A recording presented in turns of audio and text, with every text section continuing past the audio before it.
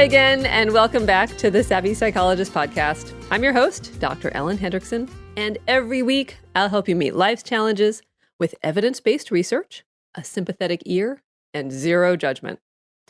When FDR famously proclaimed there is nothing to fear but fear itself, little did he know he was forecasting a psychological phenomenon known as anxiety sensitivity.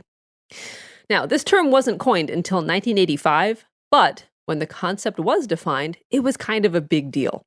And I'll stop short of calling anxiety sensitivity the mother of all anxiety disorders, which kind of sounds like a Freudian comic book villain. But high anxiety sensitivity does put you at greater risk for developing a problem with anxiety, from panic to PTSD to phobias and beyond. So, what exactly is this fiendish phenomenon? Well, it is a belief that the physiological experience of anxiety itself, like a racing heart, sweating, or shaking, is dangerous and could lead to devastating outcomes. In other words, it's the tendency to interpret anxious sensations as catastrophic. It really is fear of fear. For example, someone with high anxiety sensitivity might fear the dizziness that comes with being anxious, thinking it means they're going to snap and have a mental breakdown. Another might fear the pounding heart that comes with walking into a room full of strangers, thinking a heart attack is around the corner. And yet another might interpret their nervous trembling as a sign that they're losing control of their faculties. Of course, most, if not all people, find anxiety-related sensations uncomfortable. Most of us would prefer to avoid getting clammy on a first date or feeling our heart pound through our chest before giving a wedding toast. The distinction is that those low in anxiety sensitivity can be anxious, but interpret the sensations as transient and harmless. So, for example, someone with low anxiety sensitivity might interpret that racing heart as, I'm pumped, I'm ready, let's do this. Or butterflies in the stomach might be met with, meh, who doesn't get nervous before a big speech? Or shaking before accepting a big award might be chalked up to an overly air-conditioned venue. Now, if you recognize yourself as someone who definitely has this anxiety sensitivity thing going on, does that mean you're doomed to a full-blown anxiety disorder? Not necessarily. While anxiety sensitivity definitely increases your chances, it's impossible to predict who exactly will develop a problem. Think of it this way. Picture a pizza. If an entire pizza represents the causes of an anxiety disorder, 1 or 2 slices might be genetics, 2 or 3 slices might be family environment, life circumstances determine several pieces, like getting bullied might steer you towards social anxiety, or a car crash towards PTSD. And of those remaining slices, anxiety sensitivity might be one. It's definitely not a sole cause, but could be a contributing factor. And now I bet you'll never look at a pizza quite the same again. Okay, so what to do? If you see yourself here, the good news is that you have a shot at prevention. Here are 3 ways to lower your anxiety sensitivity and your risk down the line. Tip number 1 is exercise. Is there anything exercise can't do? It gets us in shape, makes us live longer, improves our mood, and, stay with me here, gets us used to being uncomfortable, which is crucial for reducing anxiety sensitivity. So, what happens to your body when you exercise? A pounding heart, sweating, feeling short of breath, shaky muscles, turning red. What does that remind us of? None other than anxiety. But here's the key. We interpret those sensations differently when we exercise. We pull apart the discomfort from the negative interpretation. If anything, when we feel the shaky muscles and ragged breathing of exercise, we feel positive, virtuous, accomplished, and strong. So, each time we exercise, we get used to feeling discomfort that's really similar to anxiety, but interpreting it as something temporary, controllable, and even gratifying.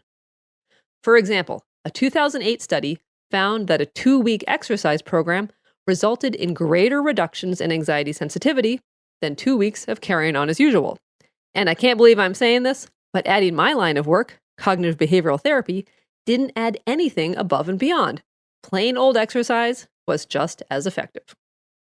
Another study similarly found that both a low and high intensity aerobic exercise program reduced anxiety sensitivity after just a week. But those who were assigned the high intensity condition got the best bang for their buck, with their sensitivity reducing further and faster.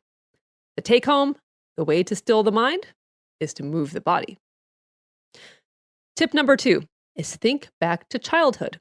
Did you love the playground swings as a kid? Would you wait in line again and again to go on the roller coasters or the tilt-a-whirl?